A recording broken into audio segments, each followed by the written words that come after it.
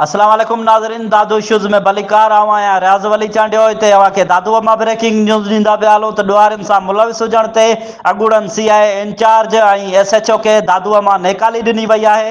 ॾुआरियुनि सां मुलविस हुजण ऐं अदालती हुकुमनि बावजूदि होम डिस्ट्रिक्ट मुक़ररी ते एसएसपी दादू नोटिस वरितो आहे। वधीक तफ़सील मालूम कंदासीं।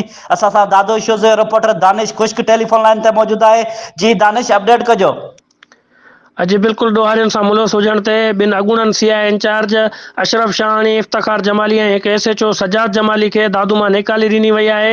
मां तव्हांखे ॿुधाईंदो वञा त ॾोहारियुनि सां मुलविस हुजण ऐं अदालती हुकुमनि बावजूदि होम डिस्ट्रिक्ट मुक़ररी ते एसएसपी दादू इरफान अली समूह नोटिस वरितो हुयो ऐं नोटिस वठंदे डीआईजी हैदराबाद खे ख़त लिखी आगाह कयो, जंहिं ते डीआईजी हैदराबाद अॻूणनि सीआई इंचार्ज इफ्तिखार जमाली ऐं अशरफ शाहानी समेत एसएचओ सजाद जमाली खे हैदराबाद रिपोर्ट करण जा हुकुम जारी कया आहिनि। जॾहिं त कुझु ॾींहं अॻु एसएसपी दादू इरफान अली समूह पारां दादू जा जेके सीआई सेंटर आहिनि जंहिंमें दादू मेड़ ऐं केन शाह खे बंदि कयो वियो ऐं एंटी व्हीकल लिफ्टिंग सेल जेका आहे उनखे पिणु उन सेंटर खे ताला लॻाया विया ऐं जेके इंचार्ज हुया इफ्तिखार जमाली, अशरफ शाहानी ऐं जेको एसएचओ आहे इन्हनि खे लाइन हाज़ुर रहण जा हुकुम जारी कया। जॾहिं त ॿी जेका नफ़री हुई उन्हनि खे पिणु लाइन हाज़ुर रहण जो हुकुम जारी कयो। जॾहिं त मां तव्हांखे ॿुधाईंदो हलां त सेंटरनि जे इंचार्जनि ते ॾोहारियुनि सां मुलविस हुजण ऐं ॾोहारियुनि खां गरी रिश्वत वठी उन्हनि खे आज़ादु करण जा जेके इल्ज़ाम हुया उहे साबित थिया आहिनि, जंहिं ते डीआईजी हैदराबाद संदन खे हैदराबाद रिपोर्ट करण जा हुकुम जारी कया आहिनि।